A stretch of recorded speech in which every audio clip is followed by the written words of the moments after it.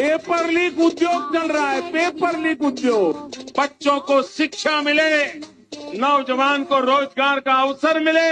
क्या 21वीं सदी के हिंदुस्तान इतना नहीं मांग सकता क्या? पेपर लीक माफिया से बचाने के लिए कांग्रेस को हटाना ही होगा। और बस हटा दिया हमने। यही तो बातें थी 2014 की, जिन पे हम भावुक होकर यकीन कर बैठे थे कि पेपर लीक उद्योग चल रहा है। हमें क्या पता था कि ये पेपर लीक उद्योग दिन दुगनी रात चौगुनी तरक्की करेगा। जहां पहले गिने चुने एग्जाम लीक होते थे, इस दौर में हर एग्जाम लीक होगा। कोई एजेंसी, कोई आयोग, कोई सरकार विद्यार्थियों पे कोई रहम नहीं करेगी और हर एंगल से उसे लूटा जाएगा। आवाज उठाने के लिए मीडिया की आवाज मर चुकी होगी और हम जैसे शिक्षकों को आके हर रोज ये चिल्लाना पड़ेगा कि आज नीट का पेपर लीक हो गया है, कल एसएससी जीडी का पेपर नहीं हो पा रहा है, आज सीयूईटी की परीक्षा नहीं हो पाई, यूपीएससी उलूल जुलूल सवाल पूछ के बच्चों के साथ अत्याचार कर रहा है। यही दौर तो है, इसी दौर का तो इंतजार था। इन्हीं बातों में तो हम आए थे कि प्रधानमंत्री उस दौर में महंगाई का मां नहीं बोल रहा था। और अब क्या हो रहा है?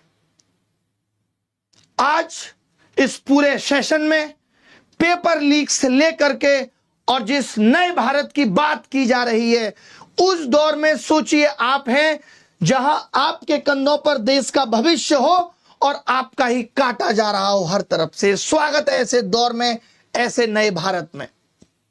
कैसा महसूस कर रहे हैं? बहुत बड़ी बड़ी चिंताएं हैं जिन पे आज हम बात करेंगे। अगर ये नीट का पेपर लीक ना हो तो शायद इस देश की मीडिया इस पर आवाज भी ना उठाए, क्योंकि इस देश की मीडिया इस वक्त के अपने उस दौर में जो सिर्फ सरकारों के तलवे चाट रही है। काश कोई उन तलवों पे जहर लगा जाता और ये खत्म हो जाती। एक एक करके हर एक चीज पे बात करेंगे। कैसे होता है पेपर लीक, क्यों होता है पेपर लीक और क्या होगा इससे? ये जो पेपर लीक हो रहा है, सॉल्यूशन क्या है और मीडिया का इस पे जवाब क्या है? कोचिंग्स का काला सच क्या है? इन सब पे आज बात करेंगे। स्वागत है आपका एरा ऑफ पेपर लीक में। आपने शुरुआत में ये सुन लिया जहां मोदी जी कह रहे हैं कि पेपर लीक उद्योग चल रहा है। 2000 से लेकर के 2004 में भी रेलवे का पेपर आउट हुआ था, अटल जी की सरकार थी। 2004 से 2014 तक कांग्रेस की सरकार थी। उस दौर में आईआईटी जैसे पेपर और सीबीएसई के पेपर भी लीक हुए थे और तब हमें आकर बोला गया था कि पेपर लीक उद्योग को रोकना है, कांग्रेस को हटाना पड़ेगा। हमने कहा लो जी साहब हटा दी। एक बाबा रामदेव था, उसने हमें ज्ञान दिया कि अरे 35 रुपए का पेट्रोल चाहिए कि नहीं चाहिए। उसने ऐसे भूल गया। इन बातों को कैसे भूल सकते हो, कैसे भूल सकते हो? यही बाबा, ये बाबा देखो ये कैसे बता रहा था। भैया पेट्रोल जो है उसका जो बेसिक प्राइस होता है वो 35 रुपए के आसपास है। सब पता था बाबा अब को। उसके ऊपर करीब 50% टैक्स है। तो पूरी स्टडी है मेरे पास में, पूरी स्टडी की बाबा ने। अच्छा, कमाल की स्टडी करता है बाबा। कि आपको 75-80 रुपए का पेट्रोल चाहिए कि 35 रुपए का? वाह, अरे वाह, मैं भी कहता था, मैंने कहा नहीं साहब 35 का चाहिए मुझे। तो वोट दोगे या 75-80 दिलाने वाले? ये जनता भी खुश है। आपको आज गैस सिलेंडर, रजत दलाल भी थे, सॉरी रजत शर्मा भी थे, 400 का हंस रहे थे के बिना जो है 1200 रुपए का मिलता है। इन सब ने गैस का सिलेंडर 300 या 400 रुपए का मिले, गैस सिलेंडर 300-400 में मिले, उसको वोट दोगे? इन सब ने हमारा काटा, सब ने हमारे को उलूल जुलूल वादे कर करके लूटा। 1.5 करोड़ नौकरियां आएंगी हर साल, ये वादे दिए गए। बाबा ने बोला कि विदेश से काला धन आएगा, हर गांव को 200-200 करोड़ रुपए मिलेंगे, हर नागरिक की जेब में 15 लाख रुपए जाएगा। हम भी बड़े खुश हो गए और पलट दी हमने सरकार। हमने कहा देखते हैं साहब। सरकार ने 50 दिन मांगे, प्रधानमंत्री ने, हमने 5 साल दिए। फिर मौका आया, प्रधानमंत्री ने कहा और 40 दिन चाहिए, हमने फिर 5 साल दिए। फिर प्रधानमंत्री ने घुमा के कहा हमें 50 दिन चाहिए और अब फिर हम 3-4 साल दे चुके हैं। और उसके बाद हालात क्या है देश में वो आप सबको पता है। एक एक करके हर एक चीज पे बात करेंगे, लेकिन सबसे पहले एक बयान सुनते हैं जो कि बहुत ही दुखद बयान आया है, जिससे आप सबका भी खून खोलेगा। एक मोहतरमा है, यही है भाई, कौन सा है बयान? ये सुनिए साहब, मोहतरमा का बयान सुनिए, आपका भी टीचर साहब खून खोल जाएगा। स्टार टीचर, यूट्यूब वाले स्टार टीचर, यूट्यूब वाले स्टार टीचर, जानना ना कौड़ी, कभी ब्लैक बोर्ड लेकर कुछ एक्सप्लेनर बनाते हैं, खाली व्यूज बटोरते हैं, उटपटांग ग्रैब्स लिखते हैं और उसके बाद से अपने आप को इतना महारथी समझने लगते हैं कि कुछ लोग उनको फॉलो करने लगते हैं उनके तमाशे की वजह से, और फिर वो जाकर जहां पर जो आता है वो बोलते हैं और उसके दम पर फिर वो पैसे वसूलते हैं, ओहो, आहा। छात्रों से वसूलते हैं। बिल्कुल, ये सबसे तुम्हारी बड़ी तरह चिंता की एकदम। बात है। ये जो एक्सप्लेनर बनाने वाले यूट्यूबर्स हैं और जो शिक्षक हैं उनमें फर्क है, वो फर्क सबको समझना पड़ेगा। ये जो आकर पैसों के लिए अपना धंधा बना रहे हैं एजुकेशन को, वो एक तरफ है, और इसी वजह से स्कूल्स, कॉलेजेस, यूनिवर्सिटीज में पढ़ाई नहीं होती है। बच्चों से कह दिया जाता है कि भैया तुम कोचिंग सेंटर कोई ज्वाइन कर लो तभी तुम क्रैक कर पाओगे। ये कैसी व्यवस्था में हम जी रहे हैं? ये बहुत बड़ा सवाल है। आज बहुत बड़ा सवाल किया है मैडम ने कि जो यूट्यूब पे पढ़ा रहे हैं और जो शिक्षक हैं उनमें फर्क है। वही शिक्षक जिन्होंने ओएसएम में कितनी गड़बड़ियां की हैं, उन्हीं शिक्षक की बात हो रही है। यूट्यूब का टीचर हम जैसे तमाम लोग जिन्होंने लोगों को पढ़ा करके सरकार के अंदर भेजा। सोचिए, वो मैडम कह रही है कि फर्क होता है। फर्क मैडम रियल मीडिया और आपके जैसी चाटुकारी मीडिया में भी होता है। पता है आपको, यह समझना पड़ेगा। जिस तरीके से आप कह रही ना व्यूज के लिए, आप टीआरपी के लिए किस तरीके से स्टूडियो के अंदर घमासान कराती हैं वो दुनिया ने देखा है कि कोई लॉजिक नहीं, सिर्फ उलूल जुलूल बातें। ये पत्रकारिता है तुम्हारी, इसको नंबर मिलने चाहिए। ये 10 पत्रकारिता करोड़ है। लोगों के लिए ये देखिए, झालमुड़ी सिर्फ एक स्ट्रीट फूड नहीं है, ये एक इमोशन है, ये इमोशन है झालमुड़ी। ओए होए, एक जज्बात क्या है। गजब पत्रकारिता भीड़भाड़ करती वाली हैं। गलियों की हम आवाज जैसों है, को हर रेलवे नालायक प्लेटफॉर्म की बोलने के हलचल है, बाद गंगा साफ की किनारे की पत्रकारिता ठंडी तो हवा देखिए। के साथ घुला हुआ कितनी स्वाद गजब है, है। जिसमें सरसों के तेल की तीखी खुशबू, हाय हाय, नींबू सरसों की तेल की तीखी मसालों की खुशबू, चटपटाहट, उसी की सब सुंदरता मिलकर है साहब। एक ऐसी कहानी बनाते हैं जो हर बंगाली के दिल में बस जाती है। ये जो आपने पोएट्री चिपकाई है ना, कसम से मजा आ गया। सोचिए लोग कैसे कैसे मीम बन रहे हैं तुम लोगों पे। जहां जाते हो वहां लोग मोदी मीडिया गोदी मीडिया चिल्ला के संबोधित करते हैं। सड़क पे निकलने की औकात नहीं बची है। मालूम है, इस देश के एंकर्स की सड़क पे उतरने की औकात नहीं बची है। अब इनका जीवन स्टूडियो तक सीमित है। लोग गिरेबान पकड़ के पूछ लेंगे कि क्या कर रहे हो। आपको तो चौथा स्तंभ कहा जाता था। पिछले साल रैंकिंग 153 थी, इस साल 157 है, और वो यूट्यूब के एजुकेटर्स पे सवाल उठा रहे हैं। तुमने क्या किया भाई? कभी प्रधानमंत्री से तुम सवाल पूछ पाए? 56 इंच सीने के सामने तुम्हारा सीना तो आधा इंच का भी नहीं रहा कि पूछ पाओ देश की क्या हालत है, महंगाई पे सवाल कर पाओ। बल्कि तुम्हारी एंकर्स तो क्या कर रही हैं, ये देखिए साहब, ये है इनकी एंकर्स, और ये हमारे बारे में कमेंट करेंगे। ये देखिए, ऊपर से देखा जाए तो हमने ऊपर के बजाय नीचे देखा तो नीचे इनके कमेंट पे सिर्फ गालियां थी। 1 मिलियन के करीब फॉलोअर्स हैं, पोस्ट पे 1000 लाइक नहीं है, और नीचे देखा हमने तो सिर्फ गालियां थी। क्या वफादारी की है तुमने देश के साथ? नहीं। कितने पेपर पिछले 7 साल में लीक हुए, 80 से भी ज्यादा पेपर, और कितने तुमने अपने स्टूडियो में लोगों को बुलाकर सवाल पूछे। तुम्हें सिर्फ टीआरपी चाहिए, इसीलिए 4 प्रवक्ता बिठा लिए। आज क्या हो रहा है? पहले एक चाहत थी कि मीडिया आवाज उठाएगा, अब क्या उठाएगा मीडिया? आवाज खाक उठाएगा। देखिए मैडम ने आवाज उठाई, और किस तरीके की आवाज उठाई मैडम ने कहा ये टीचर्स, मालूम क्यों? क्योंकि ये टीचर्स आप लोगों की आवाज बन रहे हैं। इनको आपत्ति है कि ये क्यों शिक्षक आवाज उठा रहे हैं। इनका बस चले तो इन्होंने वेदांत जैसे बच्चे को पाकिस्तानी करार दिया। सोचिए, एक बच्चा जो ओएसएम सिस्टम का शिकार हुआ, जिसकी कॉपी को बदल दिया गया, उसको इन्होंने पाकिस्तानी बता दिया। आज आप देश में सवाल पूछेंगे तो आपको राष्ट्र विरोधी घोषित कर दिया जाएगा, और कुछ भी नहीं है इसके अलावा।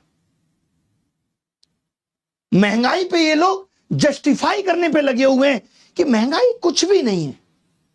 इस मंदबुद्धि पत्रकार को यह नहीं पता कि जब से पेट्रोल डीजल के दाम बढ़े हैं, ये लड़की नताशा यहां बैठी है, इसके मकान मालिक ने पर रूम 3000 किराया बढ़ा दिया, खाने की कीमतें बढ़ गई। और इसका छोड़िए, आज मैंने देखा यूपी में 10 रुपए प्रति यूनिट 10% बिजली के दामों में बढ़ोतरी हुई है और ये क्या कह रही है, ऊपर ऊपर से कोई फर्क नहीं पड़ता। वाह, कमाल हो गया सा। शर्म आनी चाहिए तुम लोगों को। कभी देखो गिरेबान में झांक के, लोगों को नर्क में जगह मिल जाती है, तुम्हें वहां भी नहीं मिलेगी। शिक्षकों पे जैसे कौन, खान सर जैसे लोग भाई आवाज उठा रहे हैं।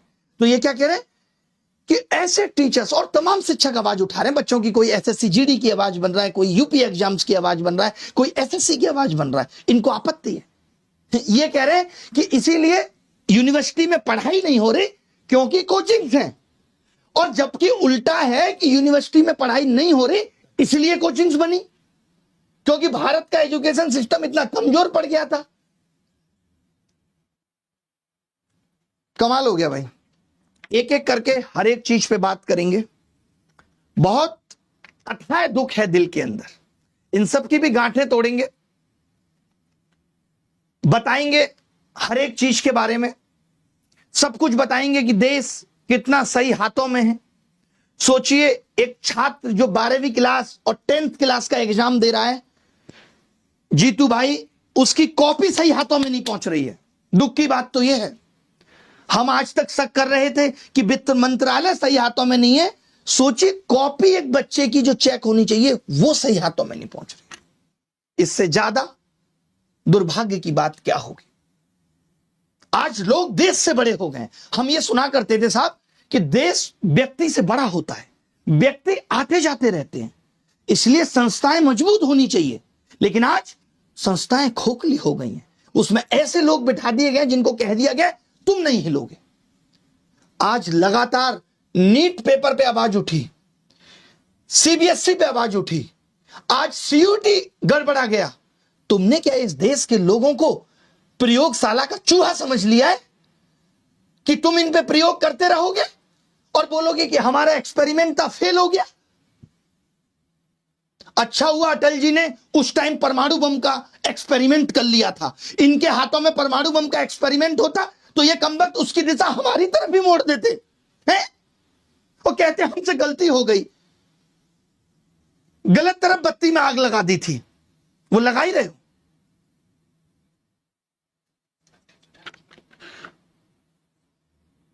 मैं ये मानता हूं कि 2014 से पहले अटल जी की सरकार हो, कांग्रेस की सरकार हो, पेपर लीक हुए हैं। ऐसा बिल्कुल नहीं है कि नहीं हुए। भ्रष्टाचार खूब था, बहुत महंगाई थी, प्रधानमंत्री महंगाई का मां बोलने के लिए भी तैयार नहीं थे। यही सब बातें सुनकर हमने भावुक होकर आपको चुना। तो साहब, अब बात होगी 2014 की बात की।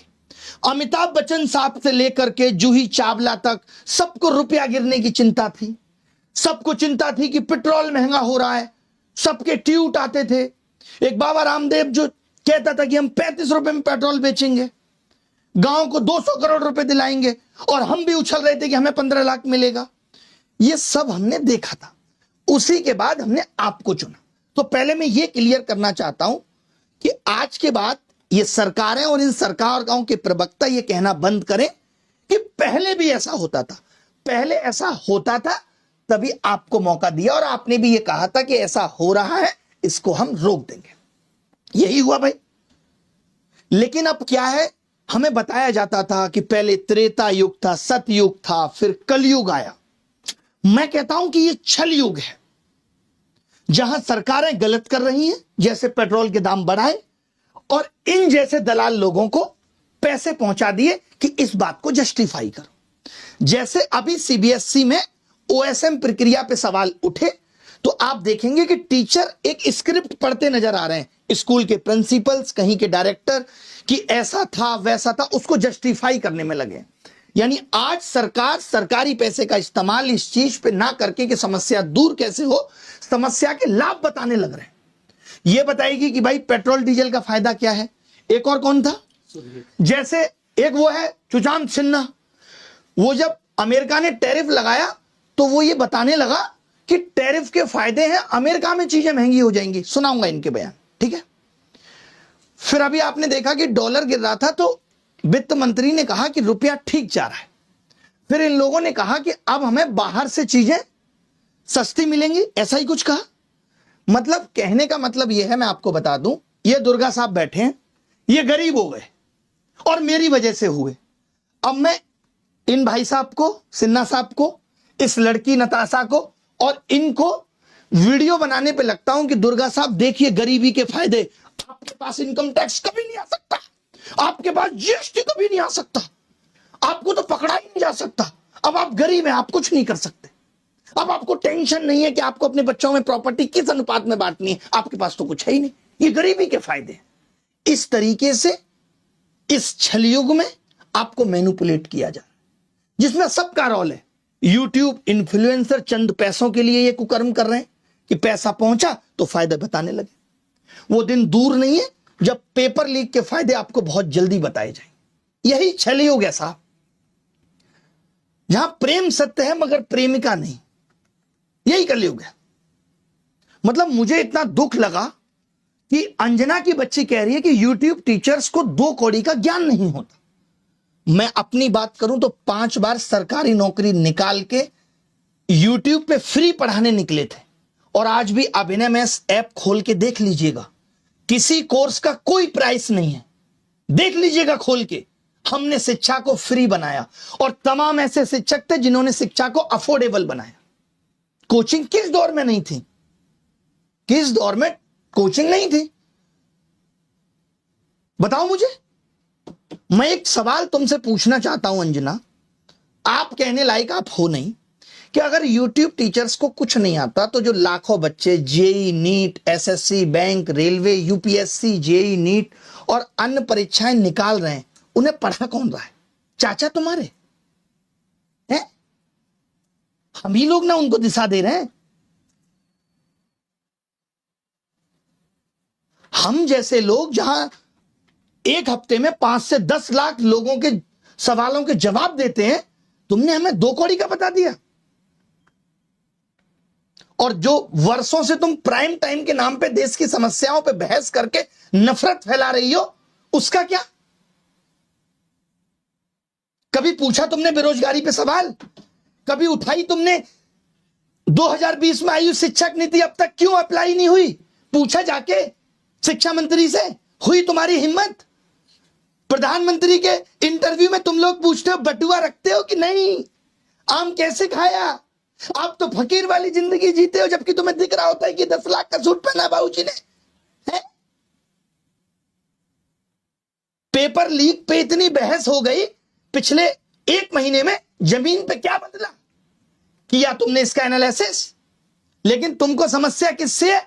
ब्लैक बोर्ड पे पढ़ा रहा टीचर से है। और मैं कहूं जो तुम लोग ये टेलीप्रॉम्प्टर देख के स्क्रिप्टें पढ़ रहे हो, हमको भी इससे समस्या है कि लिख कोई और रहा है और तुम सिर्फ पढ़ के ही नाम कमा रही हो।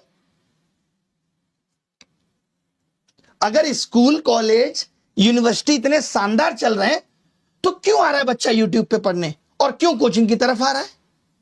शौक से कोचिंग ज्वाइन कर रहा है बच्चा, उसे पता है कि ये व्यवस्था उसे मजबूर कर रही है। स्कूलों में नहीं पढ़ाया जा रहा, स्कूल बंद हो रहे हैं, स्कूलों में एक शिक्षक है, महिलाओं के लिए टॉयलेट नहीं है स्कूलों में, क्योंकि हमारे देश के नेता प्राइवेट स्कूलों का उद्घाटन करने में बिजी हैं।